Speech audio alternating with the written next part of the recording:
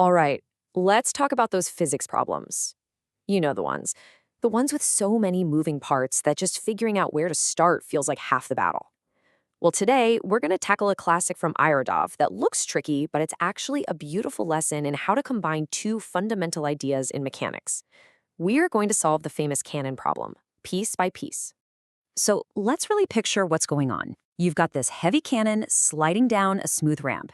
It travels a certain distance, then boom, it fires a shell horizontally. And instantly, the cannon just stops dead in its tracks. The big question isn't about speed or distance. It's about time. How long did that shot actually take? How do you even begin to calculate the duration of an explosion? Yeah, looking at this whole sequence, the slide, the shot, the stop, it can feel pretty overwhelming. It's so easy to get tangled up. But here is the key, the big secret to problems like this. Don't treat it as one giant, complicated mess. Instead, think of it as a simple story. A story with a beginning, a middle, and an end. That approach changes everything. And that's exactly how we're going to approach it. We are going to split this entire problem into a two-act play. Seriously, each act is a separate part of the cannon's journey. And here's the cool part. Each act is governed by its own completely different law of physics. Once we solve each act on its own, we can put them together to find the grand finale. So here's our playbill. Act 1 is all about the setup, the cannon just sliding peacefully down that incline. Act 2 is the climax, that sudden, violent shot. And the reason we split them is so important. The exact moment Act 1 finishes gives us the starting point for Act 2.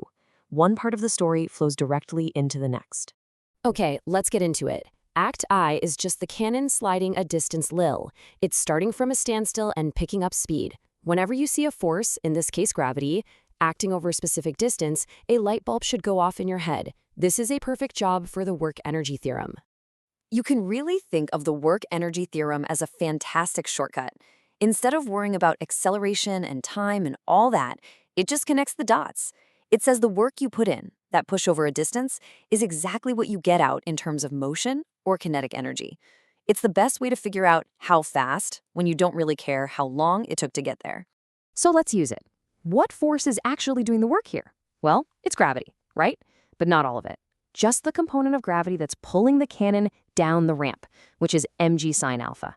So the work done is that force times the distance, L. And where does all that work, all that effort go? It gets converted into the cannon's motion, its kinetic energy, which we know is 1/2 mv squared. So we just set them equal. The work done by gravity equals the kinetic energy gained. And when you do a little bit of algebra and solve for v, you get this. This formula tells us the exact speed of the cannon the instant before it fires. Now, this isn't our final answer, of course, but it's absolutely critical. This final speed from Act 1 becomes the initial speed for Act 2, and now the real fun begins. Okay, now for the main event, the shot itself. This is a totally different beast. We're talking about a massive force happening over a super short, almost instantaneous period of time. For things like this, explosions, collisions, impacts, the work-energy theorem isn't the right tool anymore. Now, we have to think in terms of impulse and momentum. You can think of this as just Newton's second law, but repackaged to be perfect for short, intense events. Like, think about a bat hitting a baseball. The impulse is that enormous force from the bat multiplied by the tiny little sliver of time they're actually touching. And that impulse is what causes the huge change in the ball's momentum. Since we're looking for that tiny duration, tau, this is exactly the tool we need. Now, stop for a second, because this right here, this is the #1 mistake people make on this problem. It is so easy to get caught up in the explosion and totally forget about everything else. But guess what? Gravity doesn't just take a break.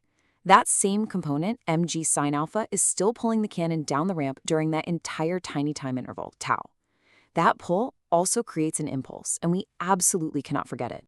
So let's be clear about the change we're analyzing. Right before the shot, the cannon is moving. It has a momentum of m times v pointing down the incline. The problem tells us that right after the shot, it stops, so its final momentum is just 0. The total change in momentum then is final minus initial, or 0 minus mv. Simple as that. All right, this is it. We have all the pieces on the board. We know exactly how much the momentum changed, and we know all the forces that are causing an impulse during that short amount of time. It's time to put it all together in one big equation and solve for what we came here for, the duration, tau. Okay, let's build this equation step by step. First, let's pick a direction. Let's just say down the incline is our positive direction. The cannon's momentum changes by negative mv. Now, what causes that change? What are the impulses? Well, we have gravity pulling in the positive direction, so its impulse is a positive mg sine alpha times tau, but the shell goes out horizontally, which means there's a recoil that pushes back on the cannon. We only care about the part of that recoil that acts along the incline. That component is p cosine alpha, and since it pushes up the incline, it's in our negative direction. So now we can set them equal. The total change in momentum, negative mv, must be equal to the sum of all the impulses. And after we rearrange that equation to get tau by itself, and we plug in that expression for v that we found way back in Act 1, we get this. I know it looks like a non-stir of an equation, but look closer. Every piece tells a part of the story. The p cosine alpha on top, that's the impulse from the shot trying to stop the cannon. The m times the square root part, that's the initial momentum that has to be canceled out. And the mg sine alpha on the bottom, that's the little bit of help from gravity's impulse. It all fits together. So, you see, the big takeaway here isn't just that crazy-looking formula. It's the strategy. The real physics skill is learning to look at a complicated problem and knowing which tool to pull out of your toolbox for each part. It's all about choosing the right principle for the right moment. And this table just sums it all up perfectly. For the long, steady slide where distance is the key factor, we use work energy. For the short, violent shot where force and time are what matter, we switch to impulse momentum. Master this two-act strategy, and you can solve a whole class of physics problems. So let's quickly go over the traps to avoid. First, don't try to use energy to analyze the explosion. It gets messy. Second, and this is the big one, do not forget that gravity is still creating an impulse during the shot. Third, be super careful with your vectors. Remember, p is horizontal, but the recoil we care about is along the incline. And finally, the whole point is to find the duration, so don't just assume it's zero. And to really lock this in, I want to leave you with a final thought experiment. What if the cannon fired the shell straight up the incline instead of horizontally? How would that change our impulse equation in Act 2? Think about it. Working through that little change is a fantastic way to prove to yourself that you really understand these concepts. Thanks for working through this one with me.